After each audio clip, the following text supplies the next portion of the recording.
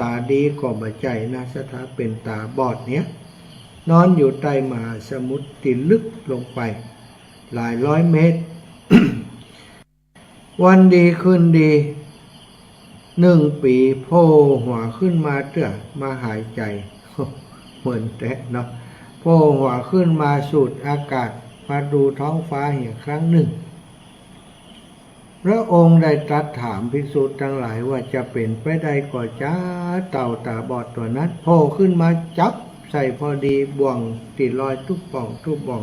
เต่าว่องมือเนี่ยจะทานที่กลางทะเลมหาสมุทรนั้นจะเป็นไปได้ก็ต้องภิกษุทั้งหลายลุกลี้หัวมนสั่นหัวดึกดักเป็นไปบ่ได้พระเจ้าข้าพระองค์ก็ทะเลมันกว้างใหญ่ไพศาลอย่างอันบ่ฮู้มันลอยไปที่ไหนทางใดแล้วเต่าตัวนั้นมันจะอยู่ก้นทะเลตะใดน่ะมันจะจับพอดีนี่มีก้าพระองค์ว่าถ้าตาดีก็เสาะหาบ่วงนั้นก็ยังได้อยู่อันนี้ตาก็บ่ดีเหียเป็นไปได้ยากพระเจ้าค่ะว่าพระพุทธองค์ก็ตรัสว่าภิกษุทั้งหลายการที่สัตว์ทั้งหลายจะได้อัตภาพความเป็นมนุษย์เกิดมาเป็นมนุษย์เกิดมาเป็นคนนั้นยากยิ่งกว่านั้นนะว่าเป็นไปไม่ได้แล้วเต่าตาบอดจะโผล่ขึ้นเหนือน้ำมาเอาหัวซุกไปในบ่วงยากที่สุดแล้วก็เกิดเป็นมนุษย์ซ้ำยากกว่านั้นสถาอีป่ออีแม่ทั้งหลายสิ่งที่ว่ายากที่สุดบัดเดี๋ยวนี้ตั้นทั้งหลายได้แล้วเฮาทั้งหลายได้เกิดมาเป็นมนุษย์ได้อัตภาพความเป็นมนุษย์กันแล้วซึ่งเป็นสิ่งที่ยากที่สุดเฮาได้กันแล้วปลายปอนาสถามีคำตรัสต่อไปแล้วว่าการได้เป็นมนุษย์แล้วยังเกิดในช่วงที่มีพระพุทธศาสนามีการสอนน้ำสอนธรรมสอนสิ่งที่เป็นคำสอนของพระพุทธเจ้ามีวัดปฏิบัติของพระพุทธเจ้ามีศาสนาพิธีอันดีงามของพระพุทธเจ้าปรากฏอยู่นั้นซ้ำยากนะสถานบางชาติที่คนเป็นมนุษย์เนี่ยแล้วเกิดในช่วงที่สุญญกัปก็คือกัปที่บ่มีพระพุทธเจ้าบ่มีผู้รู้มาเกิดเลยนั้นมีโอกาสเป็นไปได้เพราะว่าพัทธกัปต่างๆนั้นที่มีพระพุทธเจ้านั้นมีน้อยกว่าสุญญกัปเนาะสถานสุญญกัปก็คือกัปที่บ่มีพระพุทธเจ้ามาตรัสรู้เลยนั่นน่ะมีนักกว่าพัทธกัปแต่หมู่เฮานี่โชคดีปานใดเกิดมาในพัทธกัปของพระพุทธเจ้ามีพระพุทธเจ้าถึง5 พระองค์จะมาประกาศสัจธรรมกับประกาศพระพุทธศาสนาประกาศพระธรรมคำสั่งสอนอันเป็นธรรมที่พ้นทุกข์เป็นอมฤตธรรมธรรมที่กำจัดเสียซึ่งความทุกข์ยากทั้งปวงเฮาได้เกิดมาพบพระพุทธศาสนาแล้วศรัทธาอีป่ออีแม่ทั้งหลายการที่มีโอกาสได้ฟังน้ำฟังธรรมนั้นบ่ใช่เรื่องที่เกิดขึ้นมีขึ้นง่ายๆในอดีตก่อนสมัยเก่าถ้าพระสงฆ์องค์สังฆเจ้าบ่เดินทางไปประกาศไปสั่งไปสอนก็บ่มีโอกาสได้ฟังน้ำฟังธรรมนะเสาะแสวงหาครูบาอาจารย์แสวงหาเพื่อจะได้พบพระธรรมคำสอนของพระพุทธเจ้าบ่ใช่เรื่องที่เกิดขึ้นได้ง่ายๆบ่ใช่เรื่องที่จะพบปะได้ง่ายๆบางครั้งบางทีบ้านแห่งนั้นชุมชนแห่งนั้นบ่มีพระสงฆ์องค์สังฆเจ้าเดินทางไปถึงเลยถึงมีพระพุทธศาสนาอยู่ก็บ่สามารถจะเรียนรู้ธรรมของพระพุทธเจ้าได้ศรัทธาอีป่ออีแม่ทั้งหลายแต่บัดเดี๋ยวนี้ศรัทธาอีป่ออีแม่ทั้งหลายโชคดีปานใดตื่นเจ้ามาได้ฟังน้ำได้อาบน้ำฟังธรรมโดยมีครูบาอาจารย์เปิดจัดรายการให้ฟังทุกค่ำทุกเจ้าช่วงเจ้าตั้งแต่ตี 3จนถึงบัดเดี๋ยวนี้มีรายการธรรมะในเครือข่ายคลื่นสีขาวกระจายไปหลายสถานีในขณะนี้ที่อาตมากำลังสื่อสารอุจาอยู่นี้ก็จริงๆแล้วเป็นรายการของครูบาอาจารย์รูปอื่นๆท่านอาจารย์พระครู อภิวัฒนวิกรมรับผิดชอบผังรายการจัดครูบาอาจารย์มาจัดรายการในช่วงนี้แต่วันนี้เป็นวันพระเนื้อศรัทธาครูบาอาจารย์รูปอื่นๆนั้นส่วนใหญ่เป็นสมภารเป็นเจ้าอาวาสเป็นรายการของอาจารย์วรสอนอาจารย์วรรณชัยวันนี้ลงมาได้เนี่ยวันอาทิตย์ท่านอาจารย์วรรณชัยปกติเปิ่นต้องจัดรายการเนี่ยศรัทธาครูบาอาจารย์ของอาตมาเปิ่นติดวันนี้เป็นวันพระใหญ่เป็นวันมหาปวารณาบาเดียวนี้ศรัทธาญาติโยมพี่น้องขุนแปะเนาะวัดพุทธศรีคีรีก็ขึ้นไปเต็มวัดละศรัทธาศรัทธาญาติโยมเปิ่นเป็นพี่น้องชนเผ่าเป็นพี่น้องบนดอยแต่เป็นมั่นคงในพระพุทธศาสนาไปวัดเจ้าศรัทธาท่านอาจารย์วรรณชัยก็เป็นตนบุญที่ไปพัฒนาพื้นที่อยู่บนดอยอยู่บนภูเขาพุ่นนะสถานลำบากในการเดินทางการจัดรายการเดินทางลงมาจัดรายการที่วัดปากตางเจริญระยะเวลาเดินทางเป็นเกือบจะ2 ชั่วโมง57-58 กิโลแต่ว่ามันขึ้นดอยลงดอยเนี่ยสถานบางครั้งบางทีนี่ลงดอยมาบ่ได้ดินสไลด์บ่หินอันเกิดต่างปิกไปเอาจอบเอาเสียมหาคนมาช่วยท่านอาจารย์ฝ่าฟันในการจัดรายการนี้คนอื่นจัดรายการสะดวกสบายนะท่านอาจารย์วรรณชัยบ่ได้สะดวกอย่างรูปอื่นอย่างตนอื่นต้องเดินทางขึ้นลงดอยมาจัดรายการที่วัดปากตางเจริญแต่ก่อนบ่เคยย่อท้อเพราะพระท่านคิดว่าเป็นการเผยแผ่พระธรรมคำสั่งสอนของพระพุทธเจ้าท่านอาจารย์ได้ห้ำเฮียนได้หู้มาก็เอามาสั่งเอามาสอนเอามาบอกกล่าวให้ศรัทธาญาติโยมได้รับทราบแต่วันนี้จนโดยกิจกรรมที่มีอยู่ของวัดเปิ่นท่านอาจารย์บัดได้ลงมาแล้วก็แจ้งบอกมาให้ท่านอาจารย์พระครูอภิวัฒนวิกรมจัดหาผู้มาจัดรายการแต่ก็จับจังหวะอาตมาพักช่วยงานครูบาอาจารย์ที่วัดปากตางเจริญท่านอาจารย์ก็แจ้งมาตะกี้นี้เหมือนกันตะคืนแจ้งมาว่าตี 3 ถึงตี 5เนอะนี่นะตะกี้แจ้งมาสดร้อน5 โมงถึง 6 โมงต่อไปเลยเนอะว่าเนาะมีไฟจัดก็เลยได้เข้ามารายจัดรายการแทนท่านอาจารย์วรรณชัยเนอะจะถ่ายญาติโยมอีพ่ออีแม่ทั้งหลายท่านอาจารย์วรรณชัยจะมีกฐินในวันที่26เนาะวันที่25พฤศจิกาวัดบรรพตสถิตวันที่26ท่านอาจารย์วรรณชัยอาตมาภาพเซตกฐินของตัวเก่าเรียบร้อยตอนเช้าตอนบ่ายตานกฐินโต๊ะค้าง5 หัววัดที่วัดบรรพตสถิตเรียบร้อยก็จะเดินทางมาจอมตองวัดพุทธศรีคีรีที่ขุนแปะเลยศรัทธาญาติโยมตั้งใจจะมาช่วยงานครูบาอาจารย์ท่านอาจารย์วรรณชัยเปิ่นตวยก็จะเดินทางมาตอนบ่ายก็น่าจะถึงตอนค่ำตอนกันค่ำก็น่าจะมาตันจัดรายการช่วยเหลือครูบาอาจารย์ติวัดพุทธศรีคีรีอยู่เนาะอันนี้ก็เป็นงานบุญงานกุศลของครูบาอาจารย์วันนี้เปิ่นบ่ได้เข้ารายการก็เปิ่นเหี่ยน้อยศรัทธาญาติโยมเนาะที่วัดพุทธศรีคีรีของท่านอาจารย์วรรณชัยนี่กำลังก่อร่างสร้างแปลงเสนาสนะติสักการะบูชาพระธาตุพระธาตุสร้างโดยศิลาแรง 84,000 ก้อนปัทภศรัทธาญาติโยมแข็งแรงอยู่ช่วงเสี่ยงชั่วจีรการอันนานพุ่นนะเนาะสร้างโดยเรียกว่าเทคโนโลยีที่จะหาได้ในชุมชนของเพิ่นใจแห้งไปนักนะศรัทธาแต่ด้านวิศวกรรมท่านอาจารย์นี่เป็นผู้ที่รู้เกี่ยวกับเรื่องราวของการก่อสร้างเป็นอย่างดีโครงสร้างแข็งแรงศรัทธาจะอยู่กับศาสนาไปเมื่อนานเนาะแล้วตอนนี้เพิ่นได้สร้างศาลาลายศาลาตีรอบพระเจดีย์ตัวก็มีศรัทธาญาติโยมไปเป็นเจ้าภาพไปช่วยเหลือท่านอาจารย์ส่วนหนึ่งแต่ก็ศรัทธายังขาดปัจจัยแหมนักเพราะว่าการก่อสร้างอย่างติบบนดอยสูงเนี่ยหลักฐานต้องมั่นคงการก่อสร้างต้องได้เล็กก็ดีปูนก็ดีการก่อสร้างต้องได้หลักของวิศวกรรมศาสตร์ ศรัทธาญาติโยมไผอยากจะร่วมบุญกับท่านอาจารย์เนอไปช่วยเปิ้นใดในกฐินสามัคคีนี้ฝากให้ฝากหอม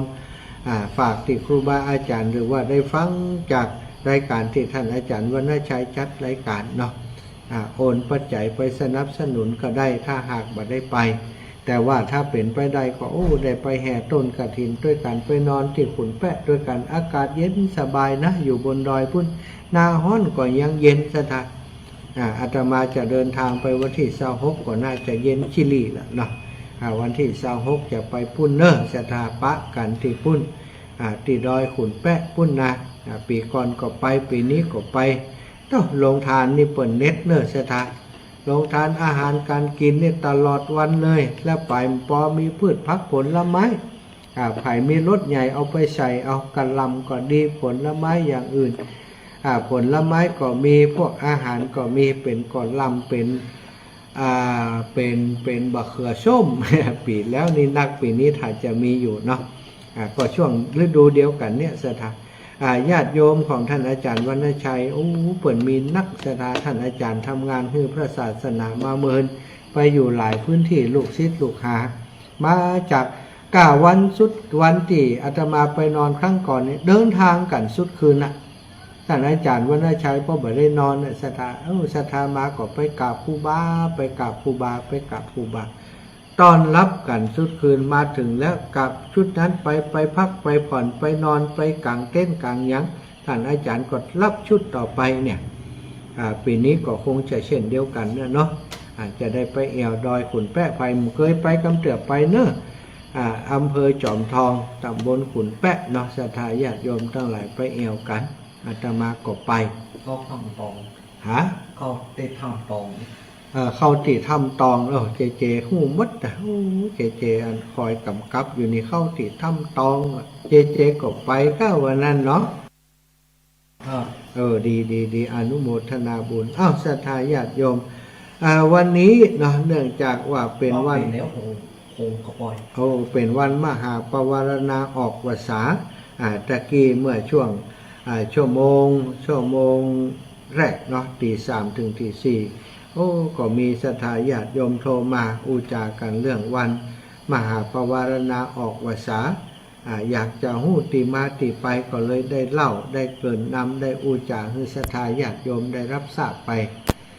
ก็มาชั่วโมงนี้เนาะเนื่องจากว่าแฟนรายการส่วนหนึ่งอาจจะบ่ได้ฟังตอนเจ้าบางสถานีก็บ่ได้ออกอากาศในช่วงตอนเจ้านั้นก็ขอนำเรื่องราวของวันมหาปวารณาออกพรรษามาอุจากับศรัทธาญาติโยมอีกครั้งหนึ่งศรัทธาญาติโยมวันนี้หมู่เฮาทั้งหลายโดยเฉพาะชาวไทยมักจะคุ้นเคยกับคำว่าวันออกพรรษาลาพระเจ้านะแฮมค่ำเดือน11ใต้นะเดือนเกียงเหนือขึ้น15ค่ำขึ้น15ค่ำเป็นวันออกพรรษาจริงๆแล้วในตังพระธรรมวินัยของพระพุทธองค์ของพระพุทธเจ้าใช้คำว่าวันเป็นวันมหาปวารณาปวารณาก็คือการแสดงเจตนาเจตจำนงขอสถาปวารณานี่แปลว่าขอให้พระภิกษุสงฆ์ได้มีโอกาสว่ากล่าวตักเตือนซึ่งกันและกันได้ทำไมต้องว่ากล่าวต้องตักเตือนในสงฆ์ทั้งหลายที่มาบวชเนี่ยศรัทธาญาติโยมมาจากหลายพ่อหลายแม่มาจากหลายสำนักมาจากหลายศิษย์ครูบาอาจารย์หลายรูปหลายองค์หรือว่าอาจจะเป็นรูปเดียวกันองค์เดียวกันก็แล้วแต่ในการประกาศศาสนาสมัยพุทธกาลนี้บ่ได้ประจำอยู่ในอาวาสอยู่ในอารามแห่งใดแห่งหนึ่งแต่เพียงทีเดียวได้เดินทางแสวงบุญไปประกาศคำสอนประกาศพระพุทธศาสนาตลอดนะสถายกเว้นในช่วง3 เดือนที่เข้าพรรษาเท่านั้นที่ประจำอยู่ที่แห่งใดแห่งหนึ่งห้ามออกเดินทางไปในสถานที่ต่างๆเพราะว่าจะไปเหยียบเข้ากาของศรัทธาญาติโยมทั้งหลายที่เป็นชาวไร่ชาวนาต่างๆปลูกเปิ่นจะปลูกเนาะ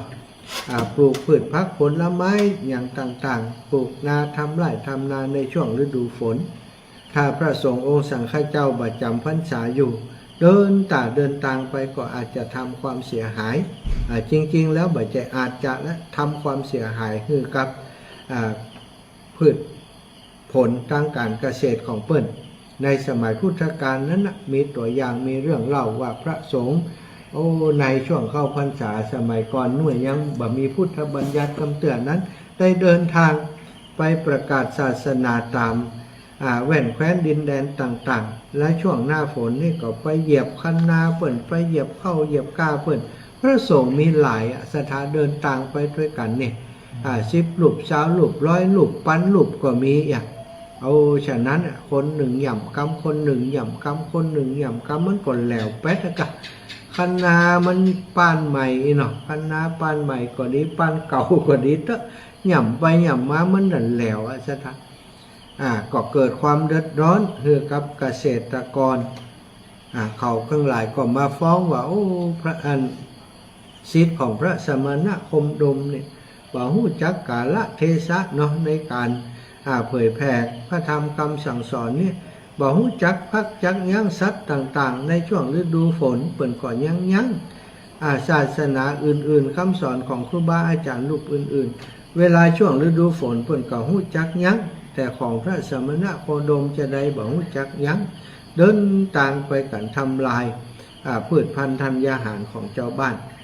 เรื่องราวนี้ก็เข้าไปถึงหูพระพุทธองค์พระพุทธองค์ก็ทรงบัญญัติว่าต่อจากนี้ไปท่านทั้งหลายเนอะเฮาถือว่าเป็นศาสนาของผู้รู้ศาสนาของพระพุทธเจ้าเฮามีพระธรรมวินัยเฮาต้องการสงเคราะห์เจ้าบ้านบัดเดี๋ยวนี้หมู่เฮาทั้งหลายเดินทางไปบ่มีกำหนดหยุดยั้งมันเลยเกิดปัญหาคือกับเจ้าบ้านเปิ่นมาฟ้องร้องอย่างอีก็เล่าให้ภิกษุทั้งหลายฟังได้ตั้งเป็นพุทธบัญญัติขึ้นมาว่าต้องมีการเข้าพรรษานับถอยหลังจากเดือนเกียงเนี่ยศรัทธาญาติโยมทั้งหลาย15 ค่ำเดือนเกียงนี้ไปถอยไปจากนี้30 วันศรัทธา3 เดือน90 วันก็อยู่จำพรรษากันในอาวาสอารามแห่งใดแห่งหนึ่งอยู่ในถ้ำก็ได้อยู่ที่ไหนก็ได้แต่ต้องอยู่เป็นที่แล้วต้องอยู่ในที่ปลอดภัยแล้วต้องอยู่ในที่สัพพยะด้านอาหารสามารถไปบิณฑบาตได้ที่บ่ไกลเกินไปเมื่อมีพุทธบัญญัติอย่างอีพระสาวกทั้งหลายก็ถือปฏิบัติร่วมกันในช่วงแรกก็ปฏิบัติร่วมกันอย่างแฮมค่ำก็ออกว่าศาลาพระเจ้าก็ไปกราบพระพุทธเจ้ากันบ่มีมหาปวารณา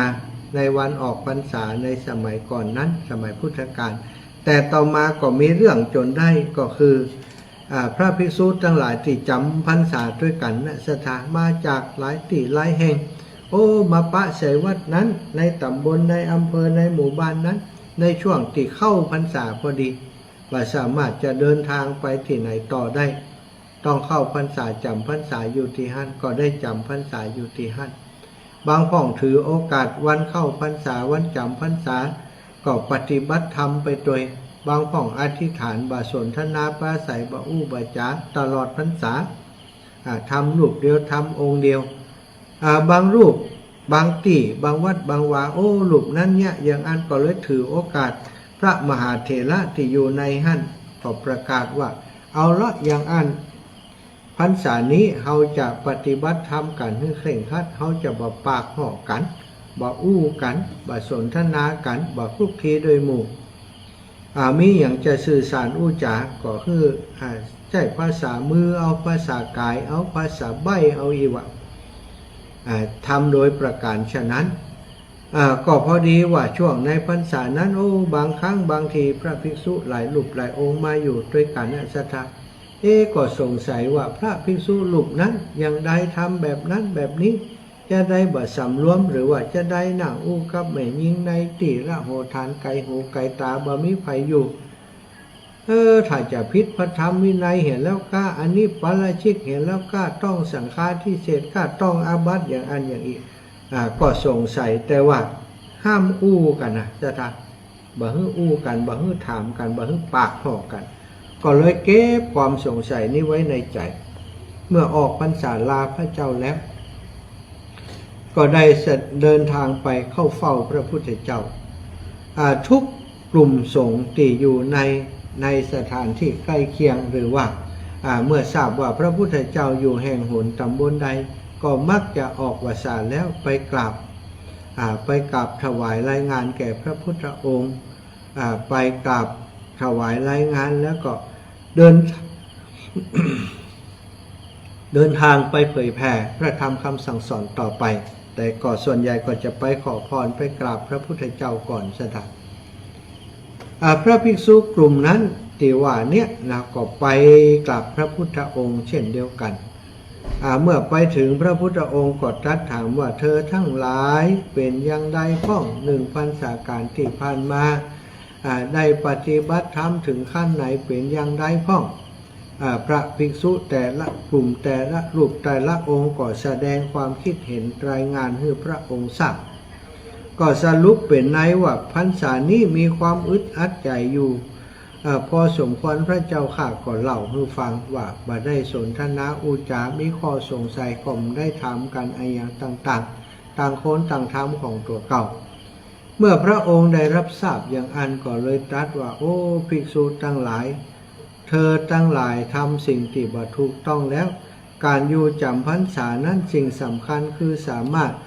ต้องอยู่ช่วยเหลือกันในการประพฤติวัดปฏิบัติธรรมมีอย่างสงสัยต้องไถ่ถามต้องบอกกันต้องแจ้งกันตั้งแต่นี้ต่อไปเขาขอประกาศเป็นบัญญัติขึ้นมาว่าวันที่เธอก่อนที่จะออกพรรษาก่อนจะเดินทางแยกย้ายกันไปที่หั่นที่นี่ไปประกาศศาสนานั้นขอให้เธอทั้งหลายนั้นจงทำกิจกรรมสำคัญเป็นสังฆกรรมอย่างหนึ่งที่จะต้องทำให้ได้นั่นก็คือการปวารณาในวันออกพรรษานี้คือการเรียกว่าวันมหาปวารณาปวารณาก็คือการขอร้องขอความอนุเคราะห์ให้ภิกษุอีกรูปหนึ่งหรือว่าให้สงฆ์นะสามารถว่ากล่าวตักเตือนตัวเก่าได้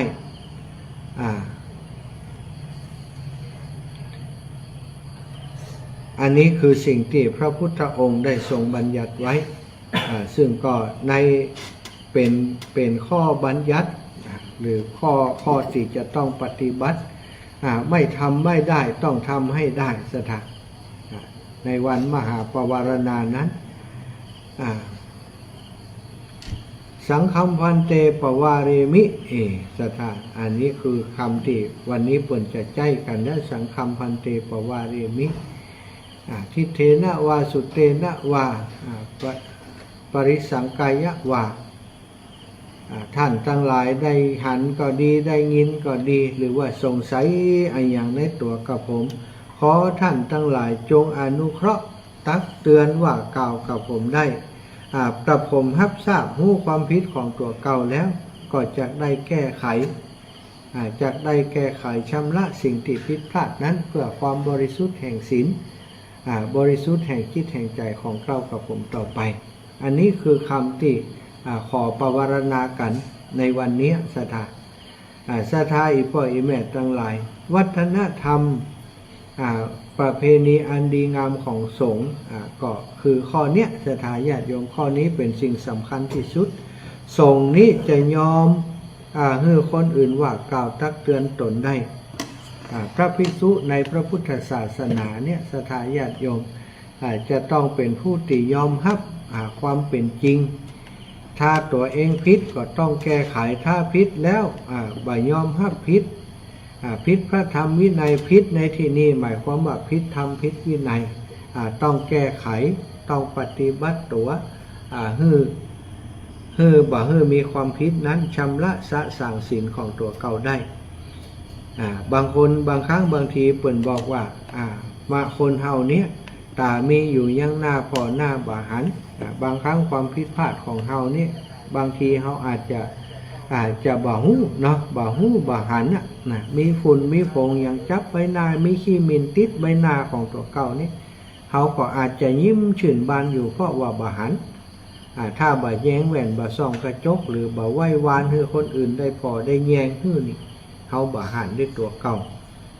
ความผิดพลาดในการประพฤติปฏิบัติก็เหมือนกันเฮาอยู่กับตัวเก่ามาตั้งแต่น้อยมาบางสิ่งบางอย่างเป็นความคุ้นเคยเป็นการกระทำที่เป็นปกติของเฮาแต่ว่าเกิดว่ามันบ่เหมาะสมมันไปผิดกับพระธรรมวินัยของพระพุทธเจ้าเมื่อคนอื่นหันก็สามารถว่ากล่าวตักเตือนของเฮาได้พระพุทธองค์จึงทรงตั้งเป็นบัญญัติไว้คือภิกษุสงฆ์ทั้งหลายก่อนจะออกวาสาก่อนจะลาพระเจ้าก่อนจะแยกย้ายเดินทางไปหันไปนี่มีข้อสงสัยต่อกันเรื่องอะไรอย่างก็แล้วแต่คือสามารถว่ากล่าวตักเตือนกันได้พระภิกษุผู้สูงอายุกว่าก็จะบอกภิกษุผู้มีพรรษาน้อยกว่าว่าสงฆ์ทั้งหลายสงฆ์เนาะเพิ่นถือว่าหมอกเพื่อสงฆ์นะอยู่กัน8 รูป 9 รูป 10 รูปขึ้นไป4 รูปขึ้นไปถือว่าเป็นสงฆ์ซะละอยู่ด้วยกันถ้าบ่อยู่ด้วยกันนักเพิ่นก็อาศัยเวลาลงโบสถ์ด้วยกันเนี่ยอย่างวันนี้เรียกว่าวัน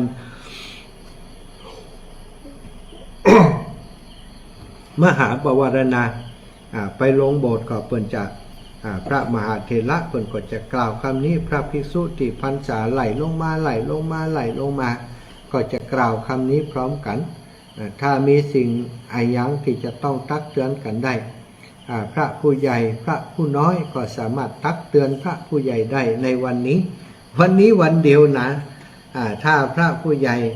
อนุญาตเขาถึงจะตักเตือนคนได้ถ้ามีอะไรอย่างที่คนทำผิดพลาดแต่ถ้าวันอื่นนั้นศรัทธาญาติโยมพระผู้น้อยนี้บ่สามารถกล่าวจงจับล่วงเกินพระเถระผู้ใหญ่ได้เพิ่นว่าอย่างใดต้องเอาตามเพิ่นแต่ถ้าวันนี้นี่เพิ่นปวารณาแล้วสามารถแจ้งบอกได้โอ้ท่านอาจารย์ใหญ่ครับผมบ่เข้าใจว่าทำไมท่านอาจารย์ถึงทำอย่างอันทำอย่างอี้ทำอย่างนี้ทำอย่างนั้นถ้าจะบ่ถูกต้องก็เนาะครับปรึกษาหารือแต่ว่าการจะแนะนำการจะกล่าวตักเตือนกันนี้ต้องจิตใจของคนนั้นต้องประกอบด้วยเมตตาบ่มีความลำเอียงโดยฮักโดยจังโดยเกลียดบ่ได้หวังเพื่อจะกันแกล้งซึ่งกันและกันเป็นการทำร้ายกันโดยใดอย่างก็แล้วแต่ต้องตักเตือนกันด้วยความเคารพต้องตักเตือนกันโดยเหตุโดยผลต้องตักเตือนกันโดยจิตติเมตตาบ่ใจโดยจิตติลิษยาพยาบาทอาฆาตชิงชังกันแล้วก็กล่าวตักเตือนกันอย่างอันบ่ได้สถานคนที่ถูกตักเตือนก็เช่นเดียวกันต้องยอมรับฟังด้วยตั้งใจด้วยจิตเมตตาบ่ใจว่าเปิ้นตักเตือนแล้วก็โกรธก็เกลียดหาข้อแก้ตัวเอาไปเอามากล่าวพาดพิงดูถูกกันด่ากันว่ากันเธอมีชิดอย่างมาว่าเฮาเป็นพระมหาเถระหู้ธรรมวินัยดีกว่าเธออายุพรรษาเฮาเต่าอีแล้วเธอยังมาสั่งสอนเฮาใกล้ถ้าบ่อู้กันก่อนแบบนี้เนี่ยมันก็จะมีปัญหาแบบนี้เนาะศรัทธาญาติโยมทั้งหลายอันนี้ก็คือความสำคัญของวันมหาปวารณาออกวาสาศรัทธาญาติโยมไกลที่วัดใดเฮาเป็นศรัทธาวัดใดก็ไปวัดนั้นพระสงฆ์เปิ้นปวารณาออกวาสากันศรัทธาญาติโยมถ้าหันว่าดีก็เอากรรมเนี้ยเอาที่พระสงฆ์เปิ้นเนี่ยปวารณาต่อกันก็ดีปวารณาป่ออาจารย์ก็ปวารณาต่อศรัทธาญาติโยมปวารณาต่อแก่วัดก็ปวารณาต่อป่ออาจารย์แปรศรัทธาญาติโยมด้วยกันว่ากับผมทำอะไรอย่างผิดพลาดไปจ้าในช่วงเข้าวาสาฤดูการเข้าพรรษานี้โยมอีป่ออีแม่ทั้งหลายหมู่พี่น้องหมู่เฮาทั้งหลายเนื้อหันความผิดอะไรอย่างในตัวผมก็สามารถบอกผมได้เนื้อครับถ้าผมหู้แล้วผมจะได้ปฏิบัติแก้ไขสิ่งที่ผิดพลาดนั้นคือถูกต้องต่อไปอย่างศรัทธาเรียกว่าการปวารณา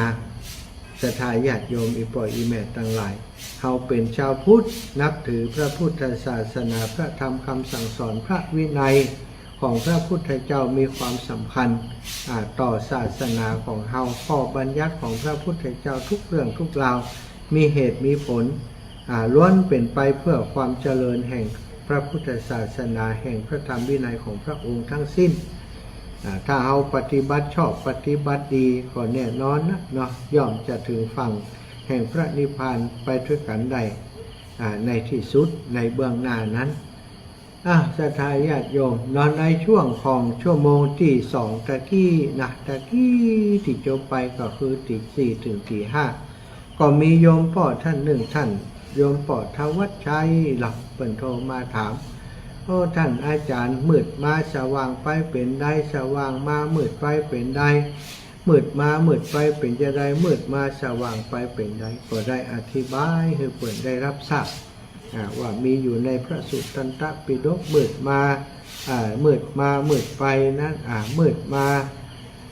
มืดไปนั้นก็คือคนที่เขาเป็นนั่นคนมีมิจฉาทิฏฐิมีมิจฉาทิฏฐิมีความหันผิดหันบ่ถูกต้องเกิดในตระกูลร่ำรวยอะไรอย่างก็แล้วแต่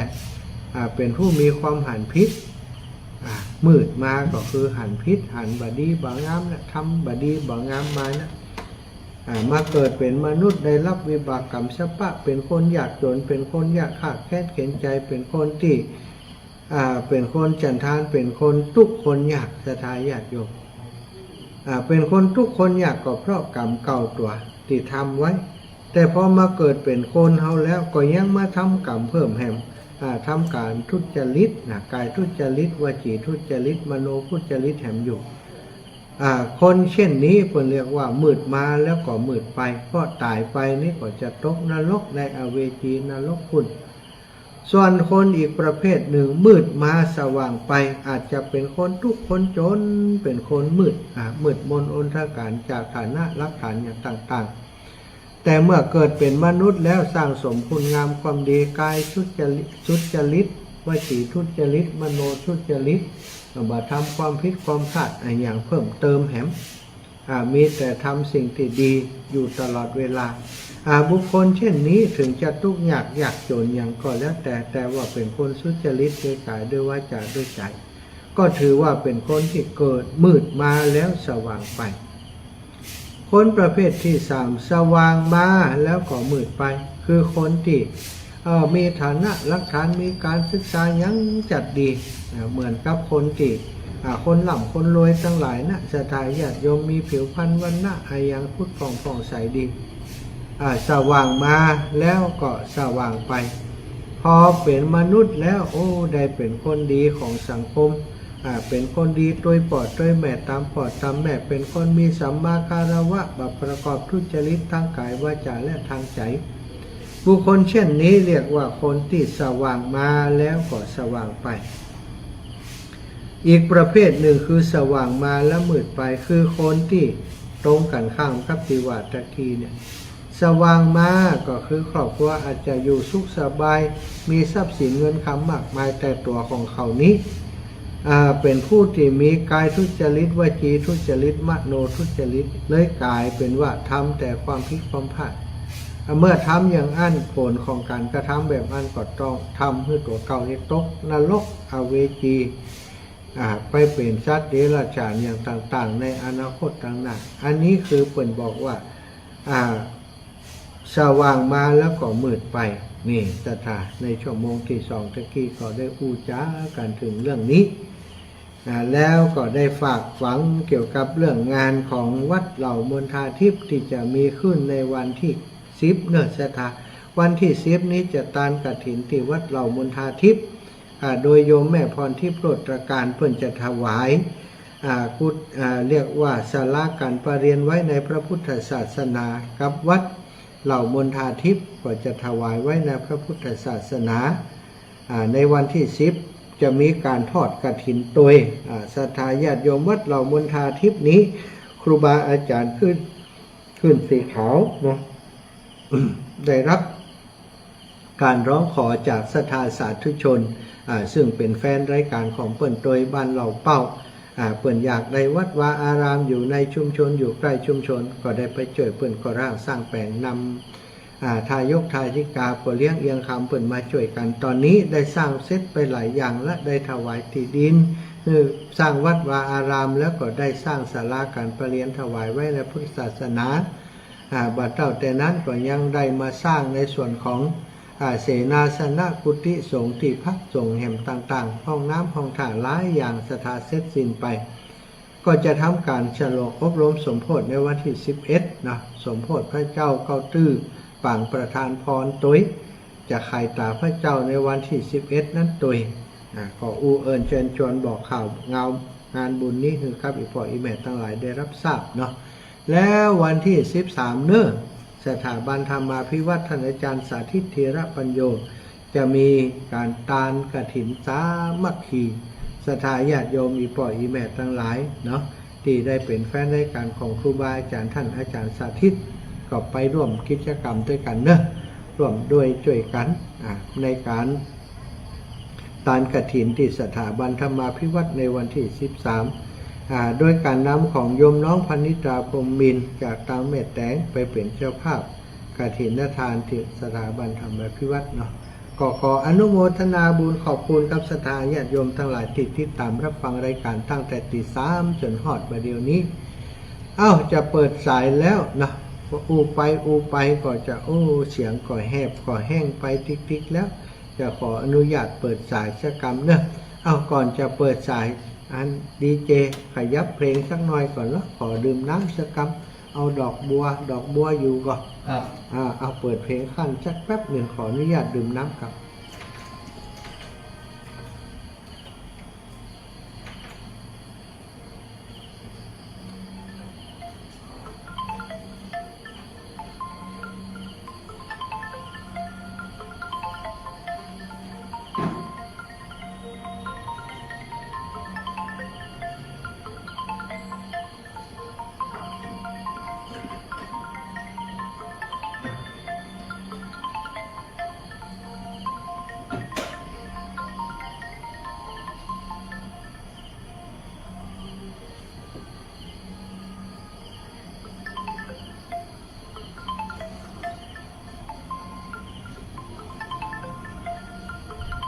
ได้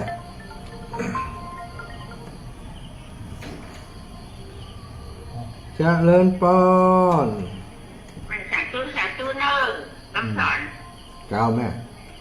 ไม่จะไปว่านะลูกเจ้าสาธุบุญเนอะอนุโมทนาบุญโตย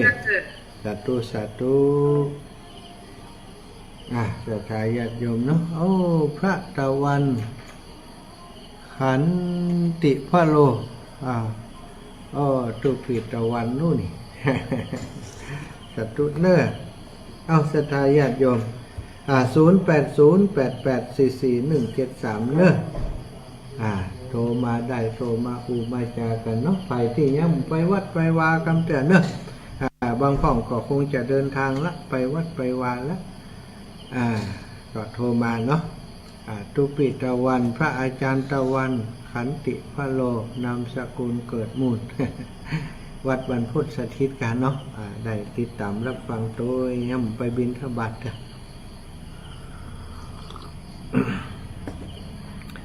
ก็วันนี้เนอะศรัทธาญาติโยมออกวสาลาพระเจ้าวันมหาปวารณาไปวันไปทำบุญที่วัดที่วาของวันเฮาเนาะเจริญปอนไปสาธุท่านอาจารย์เราป่อหยังจ้าพ่อสุทนครับป่อสุทนบ้านจงอีกะมันไม่จงครับบ้านแม่จงเจริญศรีลีเนาะบ้านไม่จงตำบลศรีวิชัยอำเภอลีครับป่อสุทนครับป่อสุทนบ้านไม่จงครับบ้านแม่จงมันไม่จงครับจากบ้านแม่จงสาธุปอนเนอร์ฟังเรื่องนี้วันนี้ที่ออก3 ชั่วโมงนะเสียงจะมดนั่นจิ๊บโมงแล้วเนาะจ่าปอขอบคุณอีปอเนอร์5 โมงถึง 6 โมงปอครับทำแม่วันนี้หลวงพ่อทุกคนใจครับสาธุขอบคุณปอไปวัดก่อนนี่ค ครับมาสุดท้ายก็เป็นผู้ป่วยที่เตียงครับ โอ้บุญฮักสายปอเนอร์โอ้ได้ฟังน้ำฟังธรรมก็เหมือนได้ไปวัดเนาะปอเนาะ ครับเมื่อวานที่เราเป็นอนุทนาบุญครับครับ สาธุขอบคุณโยมป่อสุทนเจริญพรโยมแม่น้อยอุตุดี เจ้าแม่ฟังอยู่เนอะแม่เตรียมตัวจะไปวัดนะหนู วันนี้กับคุณนะเนาะสวดมนต์ทำวัดเพื่อนเนาะ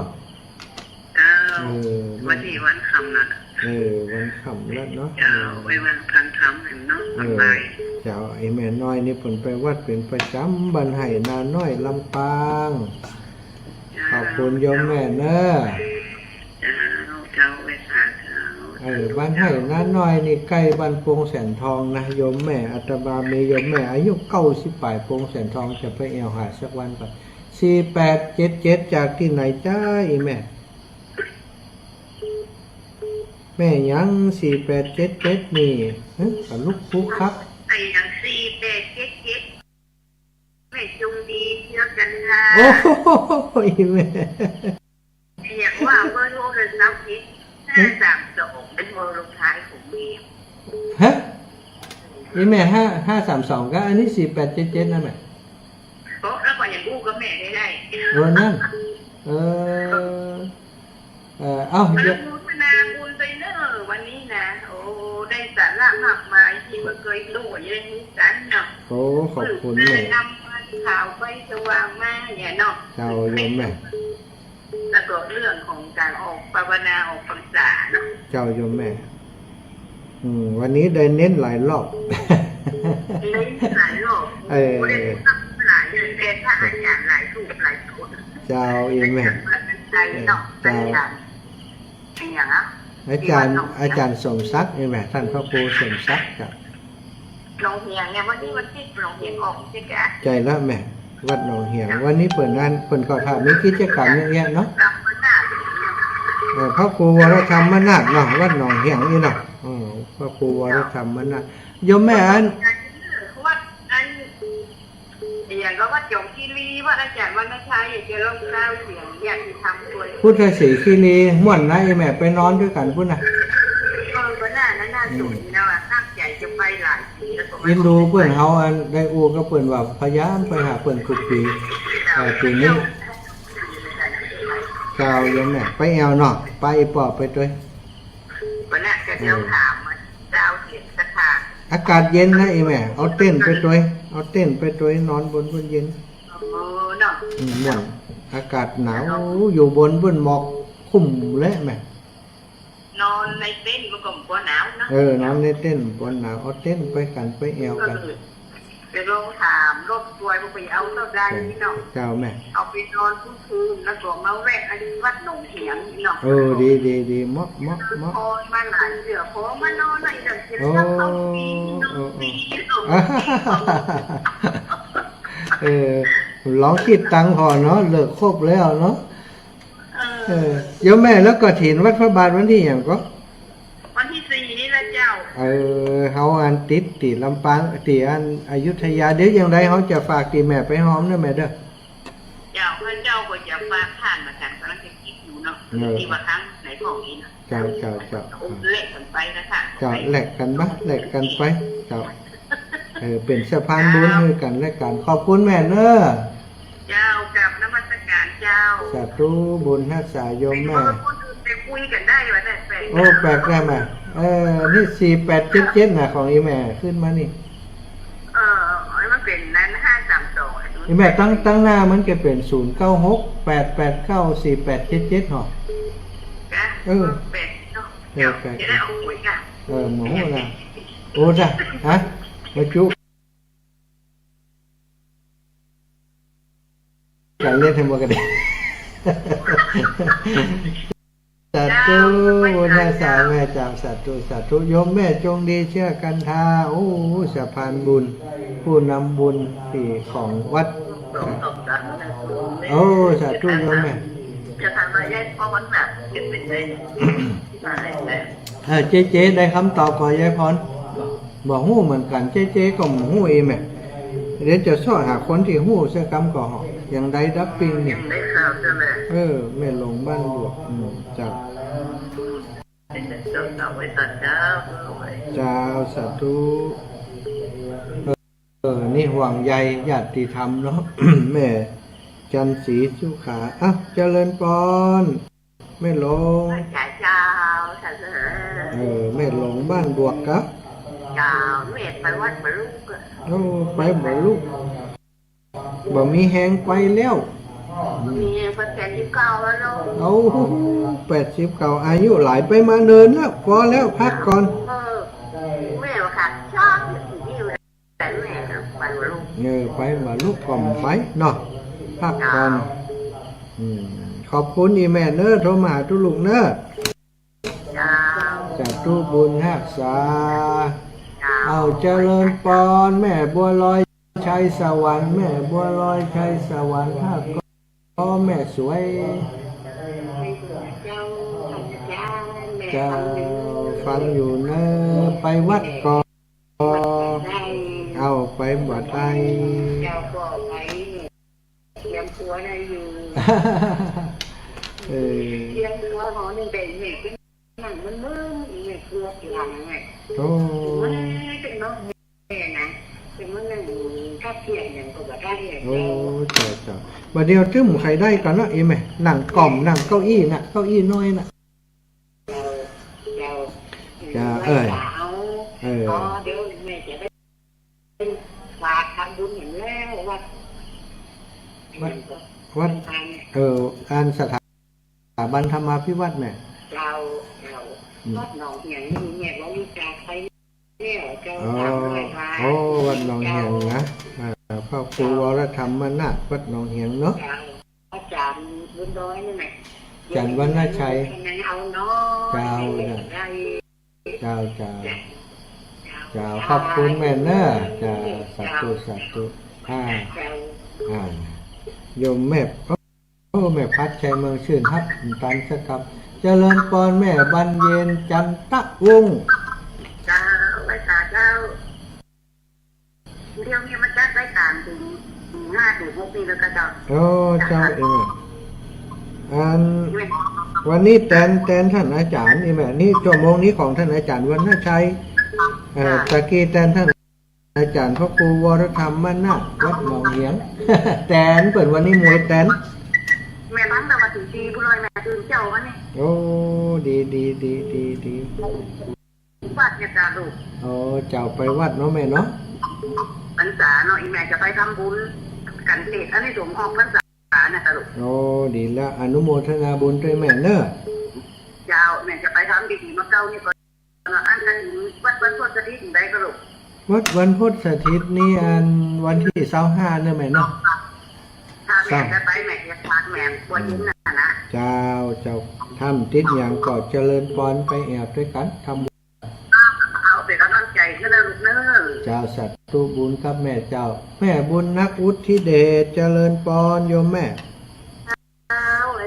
เจ้าพระอาจารย์วัดนาเจกเขาจะลาเจ้า โอ้วันนี้กะ เจ้าวันนี้จะมัวไปบ้านเจ้า โอ้กินด้วยคนเนอะ เจ้าขอบคุณบุญรักษาเนอะแม่เนอะ เจ้าวันนี้โทรหาอาจารย์แล้วพังเป็นกันเป็นนั้นเขา โอ้เจ้า อาจารย์เจ้าที่เป็นได้ไปทำบุญที่ไหนเจ้าบนโฆษณาซื้อให้เจ้า เจ้าสาธุขอบคุณแม่เนอะ เจ้า อีแม่มีอย่างจ้าลืมอย่างจ้าอีแม่ลืมปิดโทรศัพท์แม่บรรเย็นเจริญปอนแม่จันเรือนใสแม่ เจ้า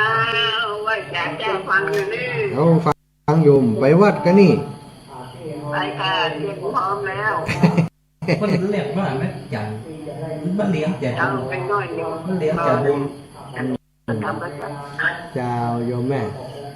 เป็นว่ารอบนี้เหมาหมดเลยนะ โอ้เหมาเมื่อไหร่กับนี่มามันแล้วได้เหมาเงี้ย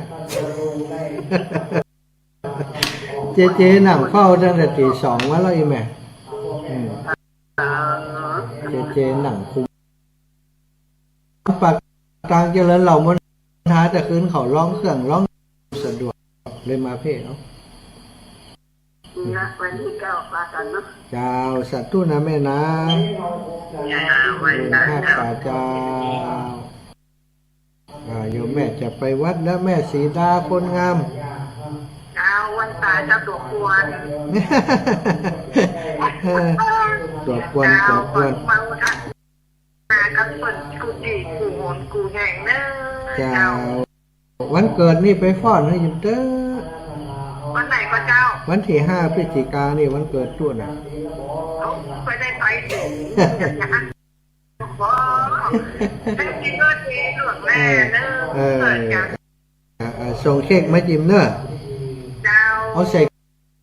ก๋วยใหญ่ๆไหม ไม่เจ้าก่อนใหญ่ๆเจ้า เอาใส่ก๋วยมาเลย เจ้า เจ้า เจ้า ขอบคุณไปวัดก่อนแม่ เจ้าไปตา นี่ได้หลายโอ้หมดเวลาแล้วแม่สุแก้วจ้ะแม่สุแก้วเอาเลยแม่